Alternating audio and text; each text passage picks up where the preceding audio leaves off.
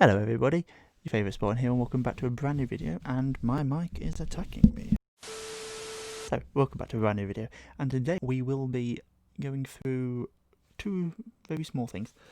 We're going to be reviewing the Xbox Series 2 Elite controller, which is in here. I've already unboxed it because I have been playing with it for a long time now, so I will be talking from experience of, my thoughts of how it is. Good case. And we'll also be doing a really quick demonstration of how to sort these out. I've had a lot of comments on my previous video, which I will link below, to why these won't connect to people's consoles. I did a video on just these, like a quick review of them, and people have been saying that can't connect them to their Series X consoles. I can. I play on the Series X all the time, and I use these all the time. So I just show you what I've done, and hopefully it solves a couple of your problems. If you're new to the channel and you enjoy what you see, please consider subscribing, as it really does help me out. I've noticed recently that my numbers have been going through the roof, so thank you all for that. And if you are an original subscriber, thank you very much for your continued support. It really does mean a lot to me, and we could jump straight into it. Right then, I hope everybody can hear me in the back. I've got quite the awkward setup right now. Right, so this is the Xbox Series 2 case. Obviously it comes in a nice big packaging box, so it's pretty sturdy. It's really heavy duty case. There's a port in the back that is for your USB-C cable, which controls it, which is Heather. Very nice braided.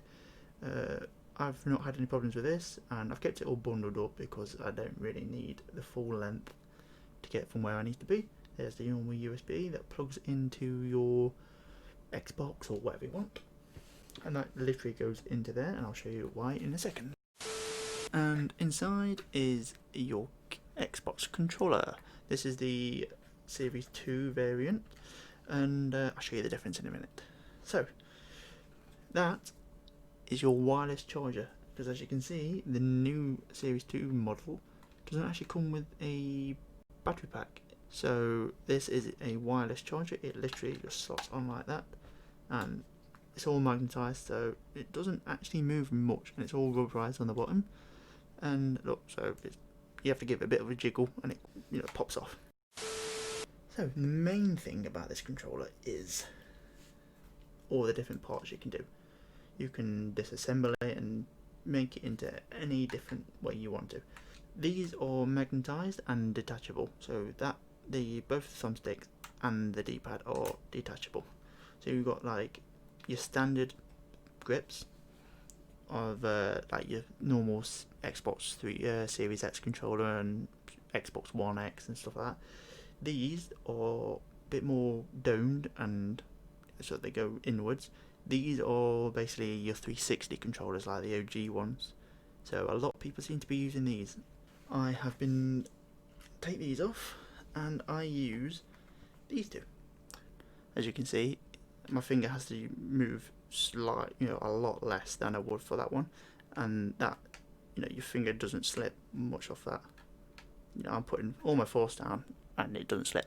I also have taken that D-pad out, and I have swapped it for this one. If I get my Xbox Series X controller, this is the Series X. It's not far off from that. That's also sort of raised up, but it's not smooth. I play Apex Legends a lot, so I find this one helps a lot with like navigating my health and shields and more stuff, things like that. And that's the same thing, it's magnetized, and it literally just clicks in like that. So the rest of the kit that you have in here, you've got this odd looking contraption. Looks a bit like a guitar pick, slightly. This, if you take these off, you might be able to see underneath this, there is little X's where that fits inside, and if you listen, you've got 3 different settings for basically how tight they can be wound. So you can have it like the first setting, and that is exactly the same as that. So like, you know, the sensitivity is exactly the same as the Series X and the Xbox One controller. Tighten it up again. That's more, you know, that's like some of the older controllers like 360. And if you tighten it up one more time, you've got like it's really tight now. Like it flicks back quite quickly. I play it on that because it gives me a bit, you know, more. I find it easier with my aiming and my running, and I can feel like I can, you know, sort of focus in easier using it like that. So that's what that does. Next up, we have on the back these 4 little grooves with little buttons on the side. These are where you put your paddles, which are here. You get 4 paddles. You don't have to play with any of them on. You can play with 1, 2, 3 or 4. It's completely up to you. I'll just show you. All they do is you literally get one there, stick it in the groove, and that's it. They are magnetised as well, and that's all you need to do. I've been tending to play with the big ones on like that. So I'll get 2, and that's it. It's easy when you get used to it, but I've got like 13 years of playing without them, and now all of a sudden I've got to hold it slightly different. What's left to talk about is the triggers. So these are like your basic triggers at the minute. It's, as you can see, it goes all the way down like that, and there's not much sort of give to it. It's exactly the same as the Xbox One and the Series X controller. It goes down really far. With these, as you can see here and here, you can change the sensitivity of how far they go down. It goes about halfway now compared to that side. Do it both at the same time, as you can see there. And then you can do it again. This is what I mainly play on, and it literally just doesn't even move. Look, compared to that. And I play with 2 on like that, and it literally, you just tap it and you're aiming, you tap it again and you're shooting so quickly. So much easier now. It also comes in this really nice dark black, which, you know, it's all like chromed, but you know, it's got this really nice silvery finish. There's rubberized grips all the way around the controller on the handles, so your hands do not slip, and they've got really deep grooves there, which you know, also help you not slip. To program, you've got to go in your Xbox settings, go into accessories, find the controller. I'm not going to go into it on this because it's quite complicated and everybody's different. You will want your own controls depending on what game you play. I have a setting called Apex Legends 1 because that's the main game I use this controller for. So if I just turn it on, so we are now on. It's quite hard to see because you can actually dim that light. Or that's got no actual reason for it. I just wanted it dark. It just saves the battery a bit more. So if you press that middle button there, that's setting 2, setting 3, and off. Off means it is now a normal controller. It doesn't matter what I've done to it. It's a normal controller. So mine is always on at 1 because that's my Apex Legends. I have made it like, you know, the sensitivity is up to the max. So literally, I touched that and I just slightly touched it and it is going off. So I hardly have to touch anything. I've also made them a bit more sensitive, so you can tweak it further than, you know, just tightening things up. You can go into the physical settings and change it. I've also mapped these 2 to do one to do jumping and one to do sliding, and all crouching, same thing. And that is purely for my Apex Legends because it's a game, you know, you jump and slide a lot. It's a bit like Call of Duty. You know, you can drop a shot on it.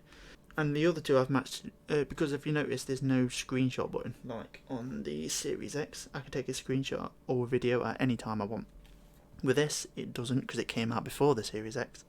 So I have programmed these 2 to do a screenshot or a camera. But I did notice I kept clicking them instead of the top 2. Or you know, in a big panicky fight, I'd be clicking all my bloody buttons and I just keep taking screenshots and videos of absolutely nothing. So yes, that is everything on this Series X. It has revolutionised how I play games. It is amazing. When this breaks, or if it ever does, I'm buying one straight away. It's very expensive. It's very, very expensive. So just be wary of that. But is it worth the money? Yes. I was very sceptical at first. I didn't think this was going to help. I thought it's all about your skill and whatnot, but literally this thing dominates. It is amazing. I'll win so many more things that I think I shouldn't win, or because I can crouch and, you know, duck and shoot quicker than anybody. So it is worth picking up, especially if you can find a deal on it, or I know someone's selling one on eBay or something. Yes, I would definitely recommend getting this. It's worth every penny. Right, these are my SteelSeries headphones that I have showed you in the previous video. I'm not really going to go into too much about the features or anything, is because I did that in the last one, which I will link below if you wish to watch that. But I'm going to go really quickly and show you what I do to connect it, because apparently people have been having lots of connection issues, so I will make a quick video on just showing you what I do. So here we go. Right then, so here we have my Series X console. Sorry about the wording from my computer, it is on, currently recording. So here are my headphones. So what I did first thing when I brought it was I charged them. I didn't start trying to play with them straight away, put them on charge, give them a full life of charge, because I don't trust the manufacturer of charging them. All I did, charge it, turn it on. It's now on, as you can see from the green button. There is an audio cue that comes in, but it's really quiet. Sometimes you have to literally cup. Sometimes you literally have to cup the headphones in order to hear it. It's only a quick beep. Next, Bluetooth button, which is there, if you can see it. Oh my god, camera's not helping. There. On your Series X console, you also have one, as you have done on every other console. It's how you connect your any sort of Bluetooth devices, how you connect your controller, you know, your headsets in this case. So what you do, you hold that down, and as you can see, it's now flashing, it's now looking for something. These are already connected, but I'm going to show you what to do. You press that button in, the Bluetooth button, hold it in, and you can see it's now searching for something. So we're just going to keep hold of it. It's now blinking.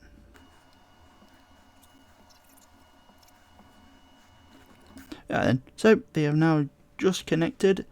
As you can see, it's only flashing white every so often now. It's just blinking. That means it is connected. As you can see, it is connected. It's just blinking. And just to prove it, I put one of my older YouTube videos on, and there you go. It's now working. I will turn it down just to show. There you go. So they are now connected, and just to turn it off again, all you do is hold that button, and they're off. You probably just heard that little beep that time, so that just shows you that you're on. And just to see if you can hear that beep this time, I will just turn it on again.